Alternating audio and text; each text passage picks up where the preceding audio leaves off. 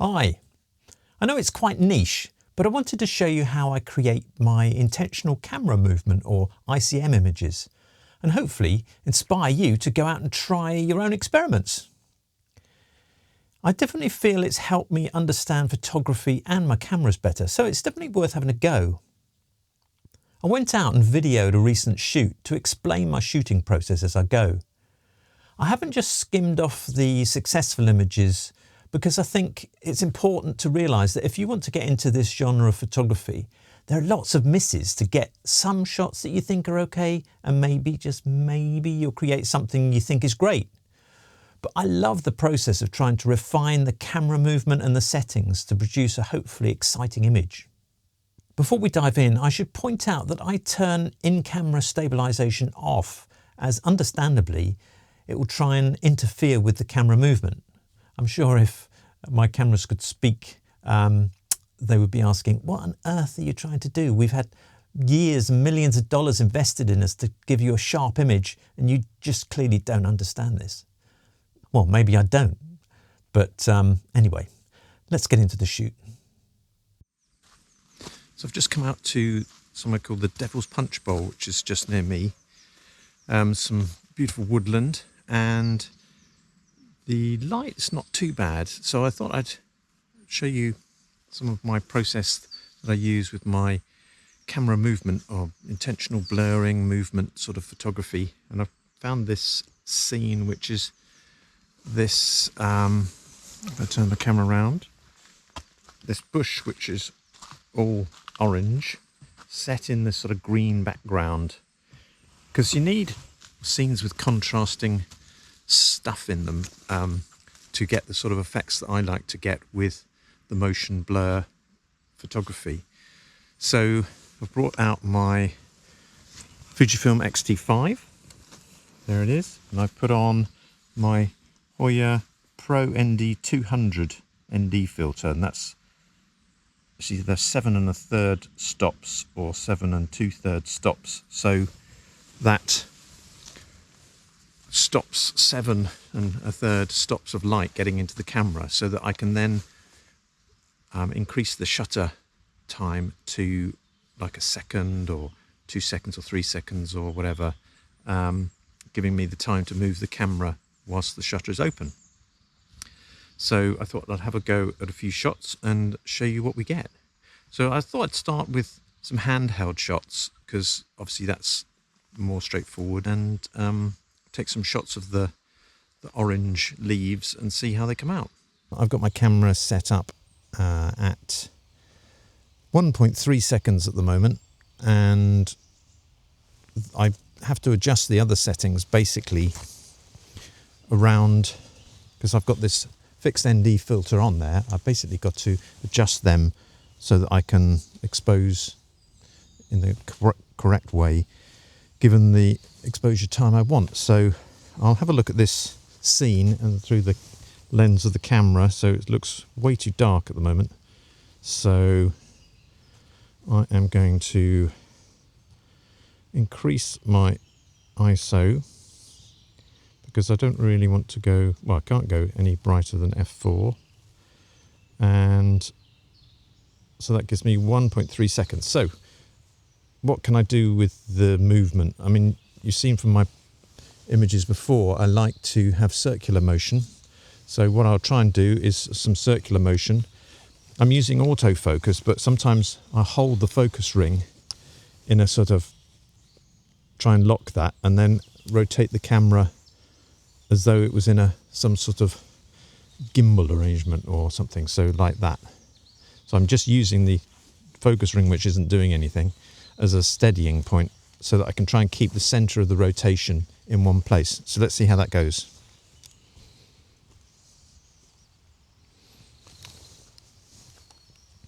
So I'm going to zoom to get these orange leaves in the shot, and I'm holding it sort of overhand now. So here we go.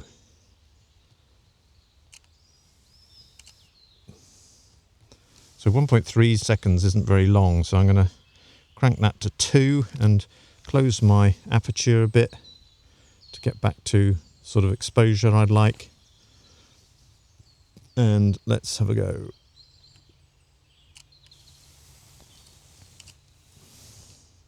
So, and I experiment with different speeds and trajectories, well, not trajectories in this case, but just different speeds. So sometimes I'll pause for a second and then turn the camera. Sometimes I'll turn it slowly and a little bit. Other times I'll just go all the way around. Sometimes I'll press the shutter as I'm turning it. So there's no sharpness in the photo. It's all the lines of equal tone in a scene. So I'll do one of those. So I'll do one where the camera's actually moving when I open the shutter. Maybe I'll do one more of those so I wasn't particularly fast. Which is quite nice. And the picture seemed to be over one side, so I'm going to start further round and see if I can get it more balanced. Oops, pressed it by mistake.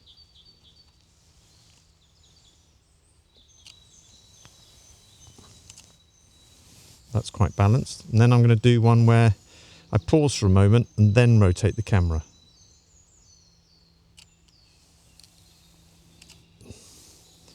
And I'll try another one of those. So then you get the sort of print of the, obviously I'll put these up on the screen from, I'm just having a look, see if any of this is any good. Oh, it's so difficult. This is a sort of very experimental sort of photography, obviously, and a lot of the time you get stuff that you think, it's not really very good. But trying to look at the pictures and gauge what has worked and what hasn't worked so that you can fine tune it and see if we can get anything out of this scene. I mean, the contrast isn't brilliant on the back of the camera when I've actually looked at it, but you know, we'll persevere for a little bit and see what we get. So I'm going to try, let's use the plane going over. I'm going to try again. Maybe I'm going to go open my aperture a tiny bit so it's a bit brighter, and then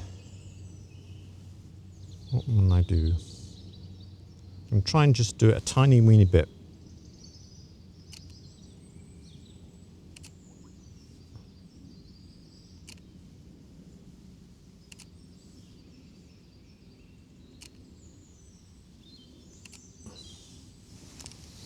Have a quick look.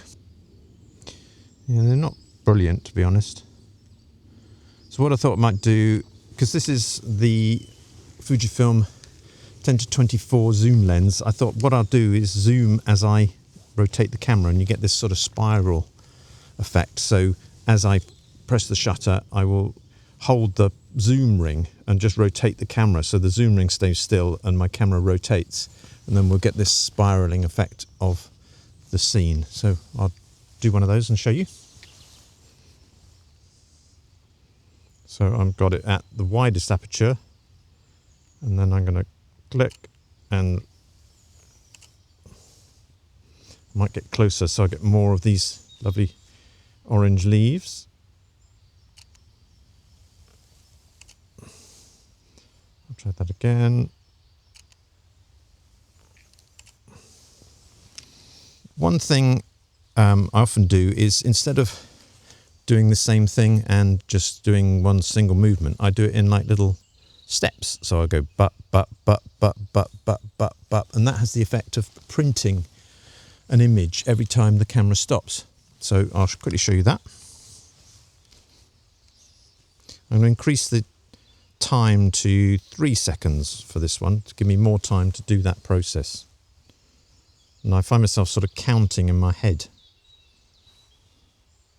So here we go. I'm getting quite close to these leaves.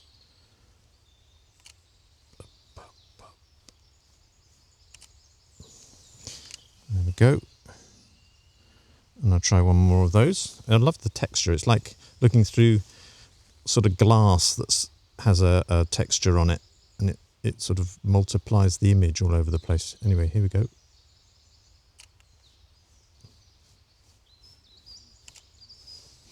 And yeah, we've got a nice, interesting textural picture there. So what I thought I'd do now is put the camera on my tripod and show you the difference between handheld and rotating on a tripod. So I've got the camera mounted on my tripod, and the head I'm using is a gimbal head, which is usually used for large telephoto lenses and can support lots of weight and stuff, but I've turned it through 90 degrees and I've actually mounted the camera on another self-leveling head to get the center of the lens approximately the height of the center of the rotation. So if then I release the lock here, I can then rotate the camera in this sort of way. And I've set up the camera with adjusting the feet to give me the sort of view that I want, which is basically at that difficult with this, at the golden leaves, and we'll do a few on there and show you how much smoother the rotational sort of blur is. I don't know where I'm going to put my camera now to film this, but anyway, I'll try and find something. Okay, I don't know if that's in a good place, but anyway, so with this same sort of thing, I just grab the head somewhere that is the rotating part and click and turn. Just click and turn, boys. Click and turn. And yeah, you can see straight away the difference in the sort of smoothness of the motion.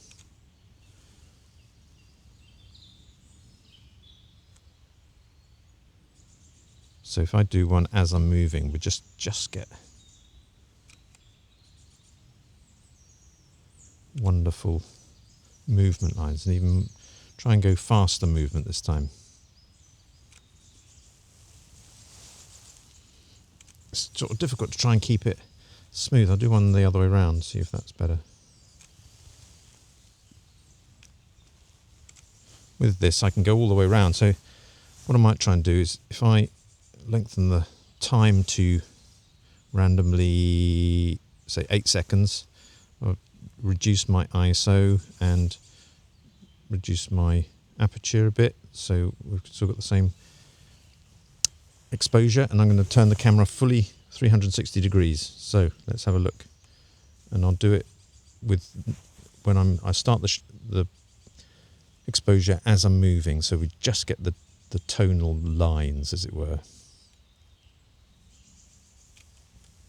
So I've got 8 seconds to go round in a complete circle, trying not to jog the tripod too much.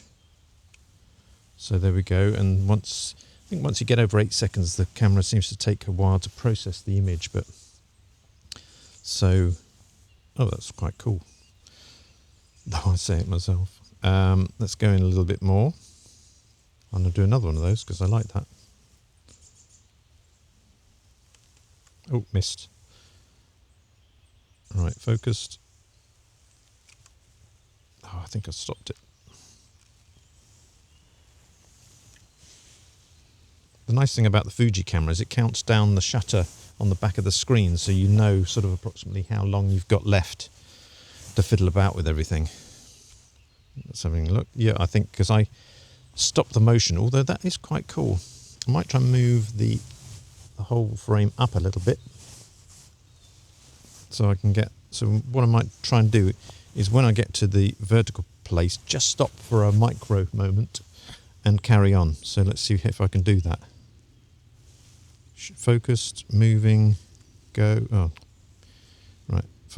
Focused, moving, go, and stop, and go. And I've got to go all the way around in the remaining time. So let's see how that came out. I'm having to wait for 8 seconds, but you can see it now. And then, as I was saying before, you can obviously experiment with zooming and with the stepping the motion. So I'll step the motion a little bit. Still set to 8 seconds. I might wind that in a bit, otherwise we'll be here all day. So it's 4 seconds now. So I'll open my aperture a tiny bit. So I'm going to do a 4-second exposure. Here we go, in steps.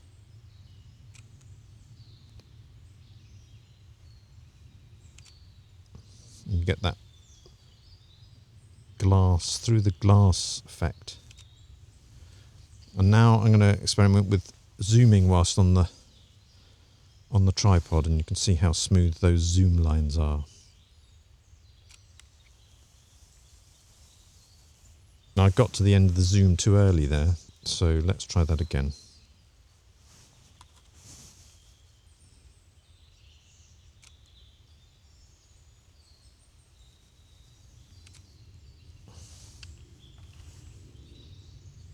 Ideally, if this was a beautiful sunny day, these leaves would be radiating beautiful orange light, and I would get a much more sort of punchy image.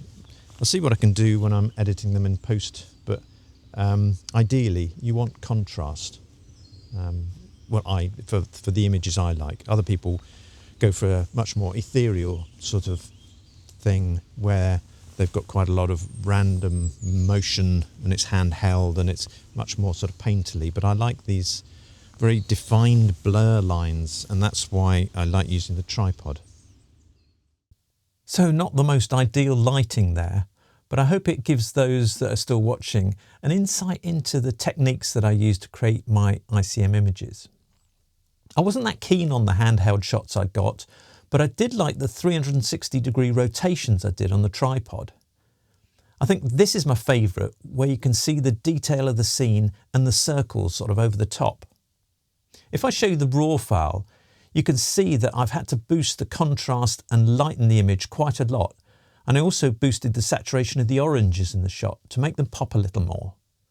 I usually don't use clarity very much, as it sometimes makes images look dirty, but in this case, as I was battling the less than ideal conditions, I've added a little to the image as well. I really appreciate you watching this video, as this sort of shot is something I really love to do, and I hope it's inspired you to try some experimentation and maybe find a new style or just have some fun trying. If you have enjoyed this one, please like and subscribe so I can make more of this sort of content, and also more about the equipment I use to make my images. Take care, and I'll see you in the next one.